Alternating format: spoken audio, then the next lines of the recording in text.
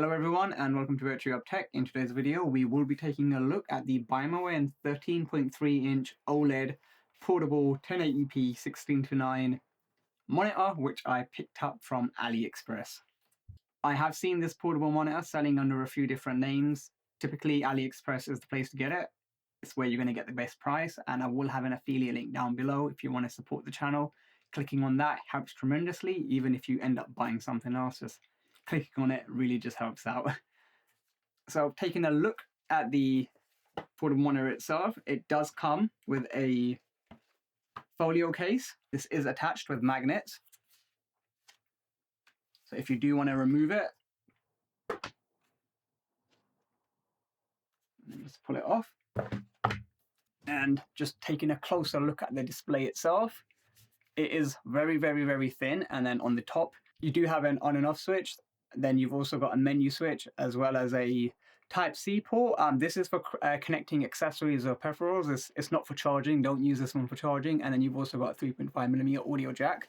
And then on the left side, you've got two Type-C ports, both of which can be used for display out as well as power. And then a mini HDMI. Vchance have their own version of this that does come with a full-size HDMI.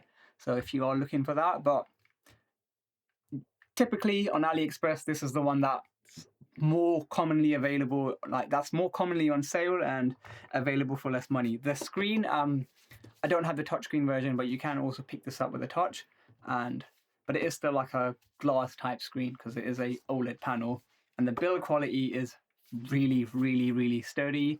It doesn't really flex. I want to break it. A little bit of flex, but I don't want to break it, but it feels solid. The included folio case also acts as a kickstand, so if I just strap this back on, there you go, attached on with magnets. You don't have that much angle out of this though, so this is the max here, and then you can just place it on your desk like so, and then there you go.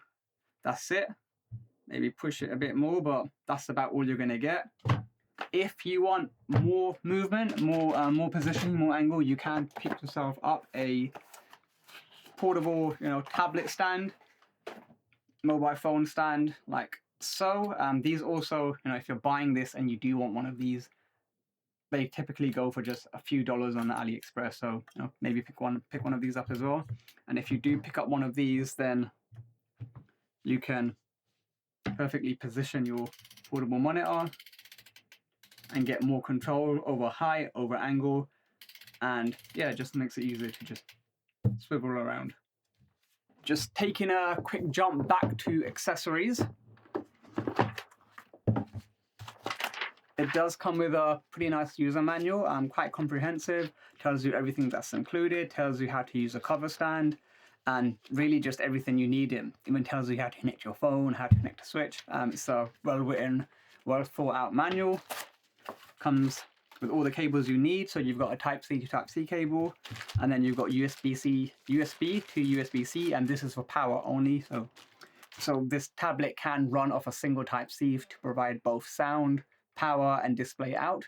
But if your device can't supply enough power through its Type-C port, then you can use this USB cable.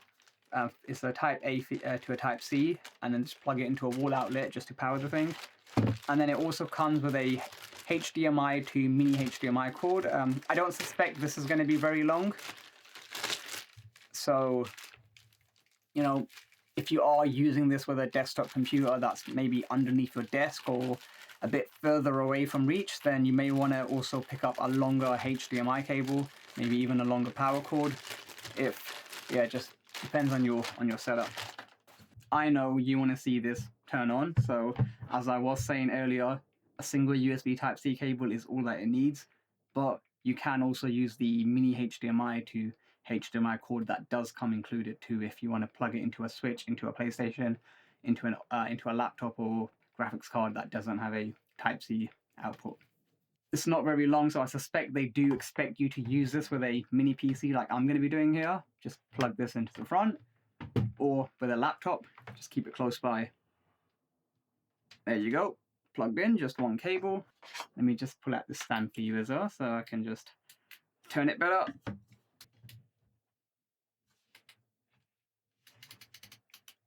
And now I'm just gonna turn on my computer, and there you go, it's already just turned on. Right now it's just on the on the boot screen. I am running Linux on this, so I won't be turning on the HDR, but I will check it out on Windows in a sec as well if you are interested in that. I'm just logged in now, and yeah, this display is amazing. The viewing angles are superb. The brightness is good as well. You'll have no difficulties viewing this indoors, maybe even outdoors in a shaded area. You'll have no difficulties with that. The viewing angles are also really, really, really good. And one of the things that I did want to show you, and I think this is something you will be interested in, is the on-screen display. So you can access it by just pressing over here. And this lets you control the brightness. You've got the eco mode, gamma, as well as black level. So I've set the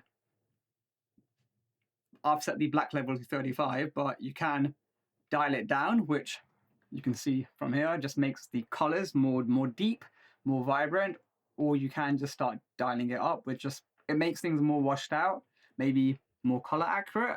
But obviously this just, I suppose it's controlling the contrast, but I like to keep it at 35. But if you are into color accuracy, then you can play around with that. And then you can also adjust the sharpness. So it is a 1080p panel, but text. So I've got some text over here, home, and I've got my random folders on the desktop, and just wanted to load up my website and just give you a better look at things. As I was saying, text is very sharp. It is a 1080p panel, but you should have no problems reading text. Tablet down just so you can get a better look.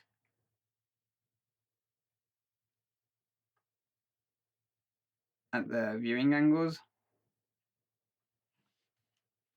Even the extreme viewing angles are really, really good with this thing, and I do have some studio lights shining down on it as well. Jumping back to the on-screen display, you can also adjust the color. So you've got control over the color temperature, and by default, I do believe it's set to user. But again, if you care about color accuracy, you can play around with that, as well as game mode. So I don't know what game mode does, but it's there. And you've got adaptive sync, you've got HDR, and then OD, whatever that is, and then on-screen display, reset, and then just signal source. Right now I've got it to Type-C.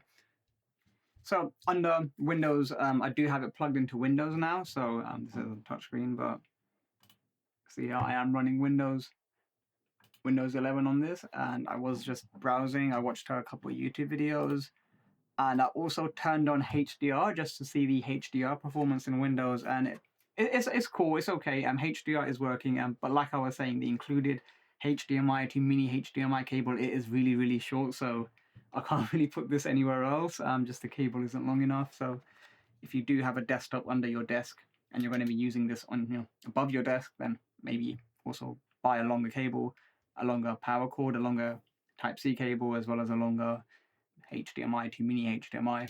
And yeah, really in Windows, I just wanted to check the HDR performance, and it's okay, but once you enable HDR, you don't have any control over the colors. So the brightness, sharpness, black levels, it's just, you can see over here, it's just grayed out, so it's not really letting me go there and make any of those adjustments. If you do want to make adjustments, you do have the Windows HDR tool, which I've got open right now. I did play around with that just to see if this helps, and setting this up does help. The Windows HDR tool, it does improve the HDR performance, but for general use and desktop use, I would just say just don't really bother with HDR. I don't know what it is with these portable monitors, but just turning it on just makes things look bad. I think part of it is also to do with Windows itself. The Windows UI experience just isn't really that great with HDR. If you're watching movies, it does start to look a lot better. It does start working a lot better, but for everyday desktop use, just you don't really need HDR just to browse the internet, just to open up your files. And it still looks really, really good. And for those that do care, it does support HDR. It is a really, really nice display if you're happy with the 13.3-inch screen size. But of course, you can also pick this up in, I think, 15.6 inches. And I am starting to see some 16-inch OLED displays as well now on AliExpress that have a 16:10 aspect ratio that look really, really good. But this one was the budget of the budget option that's on sale. Links down below, and yeah, so I really like it. It does have built-in speakers, so I'm just going to play a video, just see how that sounds. I don't expect this to be any good. So if you are plugging this into a laptop, I would say just use your laptop speakers. They'll probably sound better than this. But if you are using it with a mini PC that may not have its own dedicated speakers, then it is possible to output audio from this. Channels, but the sound goes really wide when it's in front of me, you know, just under the monitor. You get a good stereo effect and very immersive. The bass is I've turned on the speakers. It makes my up full volume. I've got a solid oak desk over here. It does have stereo speakers, but starts to shake. I can feel it shaking. They're not good. But the display quality is amazing.